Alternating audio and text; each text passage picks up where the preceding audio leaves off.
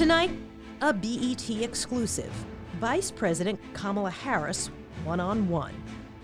As America emerges from the pandemic, the Vice President sits down with BET to discuss the administration's plans to address the issues that matter to Black America, including increasing vaccination rates, ensuring economic recovery, protecting voting rights, combating gun violence, and passing police reform.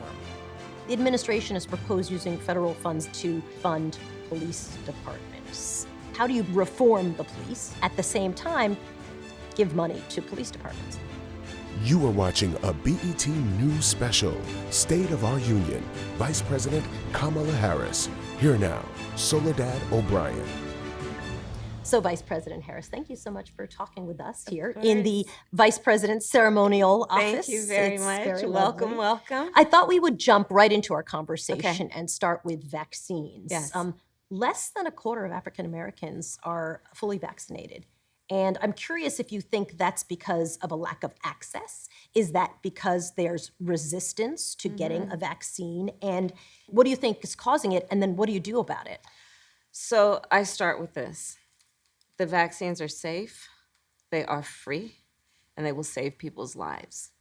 1 in 3 Black Americans know somebody who has died from COVID. Think about that. So the impact on the community, the impact on individuals, on their families is profound in terms of the loss. Access is an issue. To be sure, I am of the opinion that, yes, we know the history, we know the Tuskegee experience, we know all that, but we also know that Dr. Kizzy Corbett, a Black woman, was a creator of the vaccines that are saving lives, and that the vaccine is the product of over 10 years of research. It didn't just come up overnight. We know that, a lot of people say, well, let me just wait and see how this all looks. I'm gonna wait, I'm gonna give it 6 months. Well, it's July. It's time for you to get your vaccine. Time's up. But we want to make it accessible. So here's that point. People have full lives. They got lots of demands on their lives. They've got kids, they've got 1 or 2 jobs, sometimes 3, may not live near public transportation, may not have a car. So to address that, we've created programs with pharmacies to make sure that they're accessible at many hours around the clock so that people who need a flexible schedule can do that. We have a program with the rideshare companies that will pick people up at their home, take them to the vaccination site, and bring them back. We are challenging the private sector companies to give people paid time off to go get their vaccines, because sadly, so many people don't have paid time off for health issues. So these are the kinds of things that we are doing to make it easier. Childcare. So a lot, like the YMCA, free childcare for people to go get vaccines. And a lot of them are also providing free childcare or free services if people need to recover from the vaccine for that short period of time where they may have side effects. So accessibility is really important, but I really do believe the biggest issue is information. Getting the information to the people about the safety of it, the fact that it's free, the fact that it is accessible, and we put in place assistance to get and make it easier for people to get the vaccine. And it's also the misinformation about the vaccine and the nature of it themselves. And we have to sticking to your body. Yeah, I mean, it's awful. And here's the thing. I'm going to repeat myself. 1 in 3 Black people in America know somebody who has died from this disease. And here's the other point that I will make. Virtually everyone who is in a hospital right now because of COVID-19 is unvaccinated. Virtually everyone who has died from COVID-19 was unvaccinated. So the thing that I just want to remind folks of is that you have the power. Don't let anybody take your power from you. You have the power to save your life. You have the power to make a decision about what happens to your body. Don't let people dupe you into thinking that this thing is not going to help you. It will help you. And it will save your life. The goal was 70%, which is going to be narrowly missed. How problematic with the Delta variant now? Well, the Delta variant, that's real, Soledad. I mean, that's real. It is by many accounts more lethal, and it spreads faster than the variant we've been dealing with for all these months. And again, I mean, the point has to be, understand COVID-19 will kill you potentially. And there is a vaccine that will save you. Right? So let's just weigh and balance that out. When we come back, what's the administration's plan to aid Black America's economic recovery? Unemployment rate for Black people's 9%. What is the administration's strategy to help Black people specifically recover?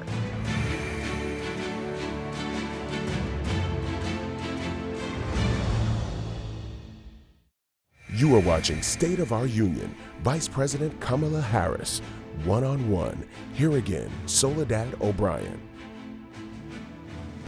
Let's turn to the economy and specifically how it relates to Black people. Unemployment rate for Black people's 9%. For overall in America, it's just over 5%. I remember early on in coronavirus, people were calling COVID the great equalizer. And I remember thinking like, No. it actually is just highlighting horrible Absolutely inequalities in this kind of healthcare, jobs. All of that. What is the administration's strategy to help Black people specifically recover? Yeah. So I have thought of this pandemic as being an accelerator. So for those for whom things were bad before, they became even worse during the pandemic. It really highlighted the fractures and the fissures and the failures, and in particular around racial disparities in the healthcare system, in the economy, in the education system, housing, right? Remember, even before the pandemic, we were all aware Black families have 1/10 the wealth of other families. And so when you then look at what COVID did for people who are frontline workers, many of whom were Black people, you look at it in terms of what it did, the economic impact of not having paid sick leave, paid family leave, and what that meant to families. And so what we have done is a number of things. One, we got a bill passed, which we fought very hard to get passed. They got folks $1,400 checks to help them get through the height of the crisis. We have extended unemployment benefits, so $300 extra for each check to help people get through.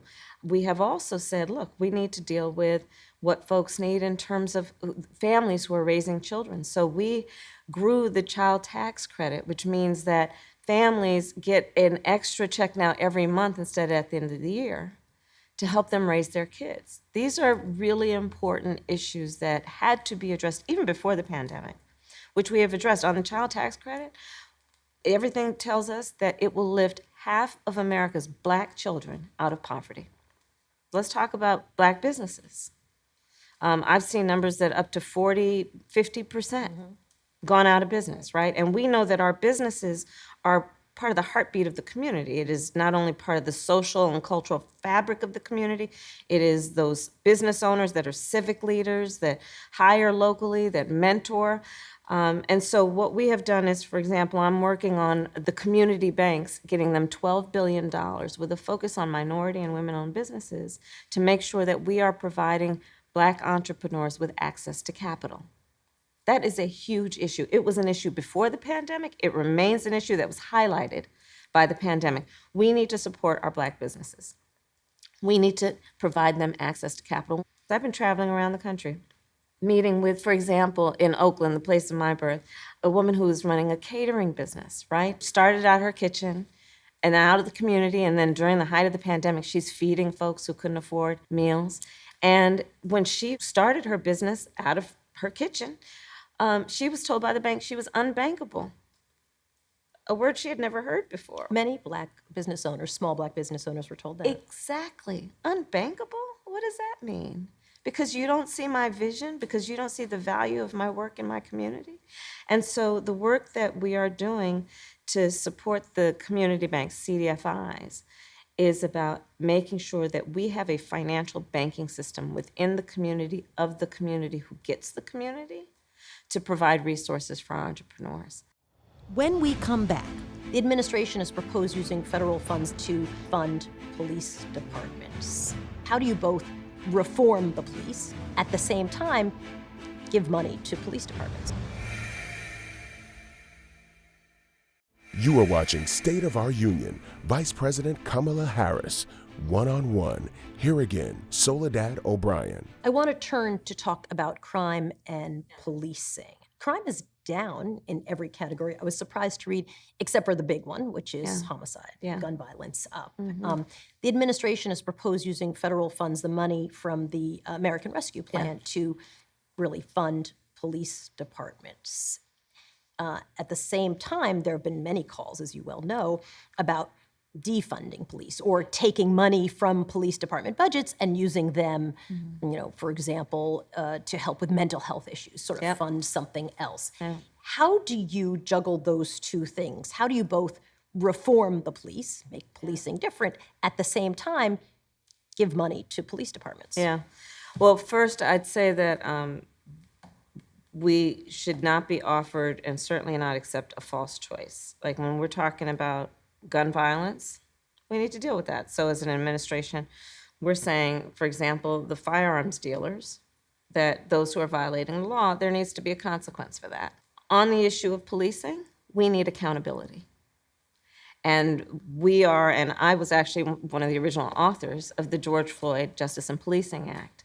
And I feel very strongly that needs to be passed. There needs to be accountability for police officers who break the rules or break the laws. We need to have a ban on chokeholds. We need to deal with accountability in terms of legal accountability. So all of those things need to happen. We also need to, on the broader issue, understand this. And this is what I put in the context of saying we should reimagine how we think about public safety. There are certain communities for which we see a big police presence. In other communities, we don't see a big police presence. But you know what you see in those communities? Well-funded schools, high rates of home ownership, small businesses that have access to capital, people who have access to health care, including mental health care, and it's affordable and available. And in those communities, you don't see a large police presence. Let's understand what makes for a healthy community. And it includes the resources that everybody needs every day. And in that way, when I think about what we need to do to be smart in achieving public safety, let's provide access to capital for small businesses and communities. Let's make sure that our schools are well funded and our teachers are well paid in public schools, instead of what's happening now, which is over 90% of public school teachers have to come out of their own pocket to help pay for school supplies. Let's deal with access to health care, including mental health care.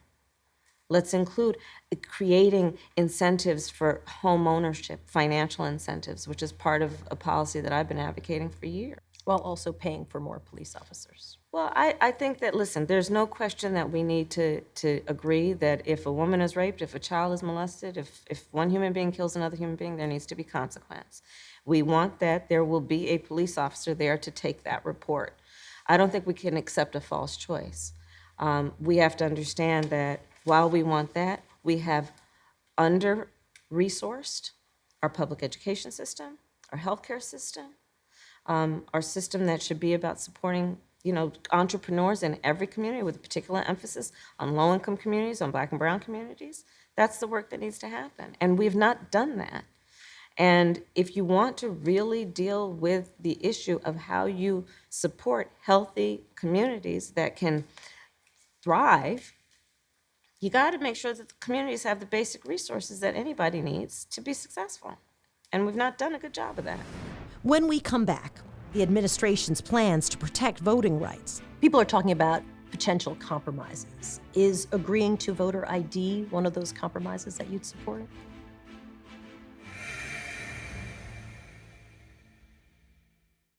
You are watching State of Our Union, Vice President Kamala Harris, one-on-one.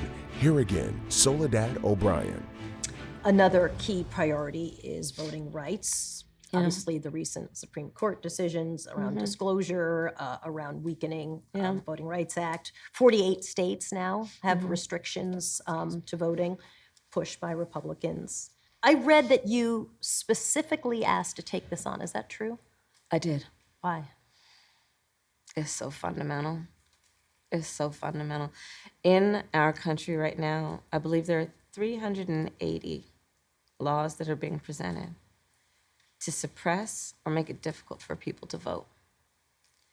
And, you know, we've been saying this for years. I mean, people lived and died for our right to vote. It is through the voting process, through the ballot box, that we get all the things that we need.